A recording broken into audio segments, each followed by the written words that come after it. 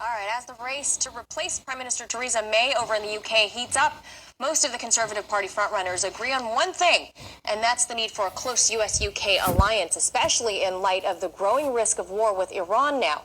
Over the weekend, the UK government and May's potential successors have raced to back the White House's claim that the Iranian government was behind last week's attack on 2 cargo tankers at the Gulf of Oman. But among all of Europe, the UK's Conservatives may be along on this too. Labour Party leader Jeremy Corbyn claimed on Friday there was no credible evidence implicating Iran, and today many of the EU's foreign ministers are taking the pro-Iran side as well. So for more on this, we're being joined now by former UK MP George Galloway. George, the British government is hitting back hard at Corbyn, pointing out that he was previously employed by Iran's Press TV. But is he the only one who's learned the lessons about going into war based on just U.S. intelligence? Well, you put your finger on a real paradox here. The media class in Britain and most of the political class are heavily pro-EU. But when it comes to the events in the Persian Gulf and the oil tankers and the rush to war, that same media and political class would rather align themselves with Donald Trump, whom they affect to despise and ridicule, than they would line up with European opinion. Therefore, Jeremy Corbyn is speaking from the same hymn sheet as most of the European governments, most of the European media, most of the European political class. The only people in the world who are lined up behind Pompeo and Bolton on this are Britain and the United States government. It's a real paradox, and one of many. Jeremy Corbyn did what is his duty to do as the leader of the opposition, to ask the pointed question to the government. Are you sure? Are you sure, especially as you were sure before on Iraq and Afghanistan? Right. And look what happened. Are you sure this time that Iran was involved in this attack on Japanese assets whilst the Japanese Prime Minister was sat in the President's office in Iran? You know, I'm reminded of the wonderful Groucho Marx joke when his wife comes in and catches him in bed with his secretary. Denying it, he says, "Who are you going to believe, me or the evidence of your own eyes?" Everyone else can see that Iran had nothing whatsoever to gain from the events with these oil tankers, everyone except the US government and now the British government.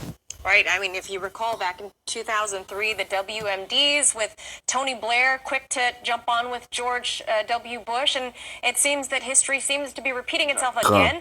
And George, obviously, it seems to be repeating itself because the media plays a huge part in how most people learn about these issues.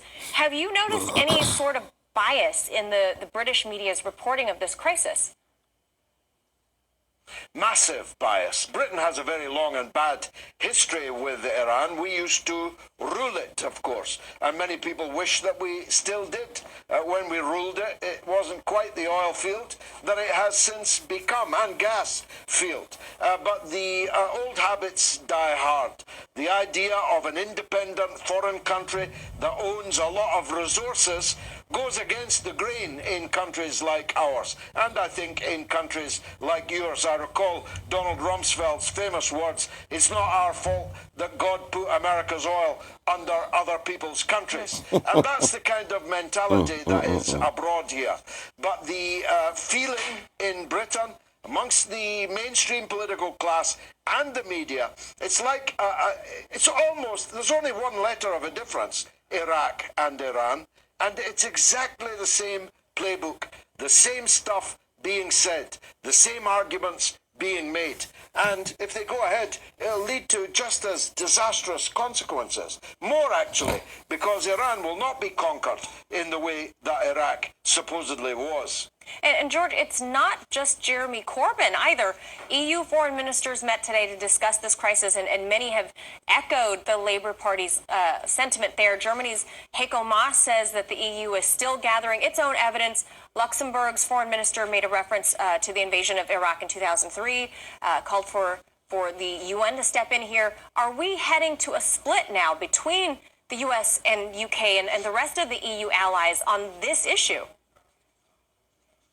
Yes, and this has been developing over a whole range of issues for some time. We've been ourselves discussing it, but it has reached quite a point here that the European Union, the European governments, the political class in European countries simply do not believe the American story on the basis that it would be crazy if true. It would literally be insane for Iran to choose two Japanese assets, one full of Japanese oil, the other owned by Japan, whilst Abe, the Prime Minister of Japan, is sitting trying to get Iran out of a jam in Tehran. And frankly, if you believe that, you'll believe anything. And I've, as I always say, got a bridge here in London. I can sell you going cheap.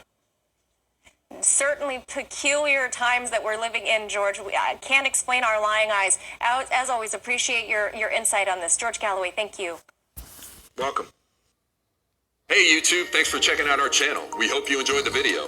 We have tons of content for you just like this. For more of RT America's one-of-a-kind news and analysis, be sure to subscribe and never stop questioning more.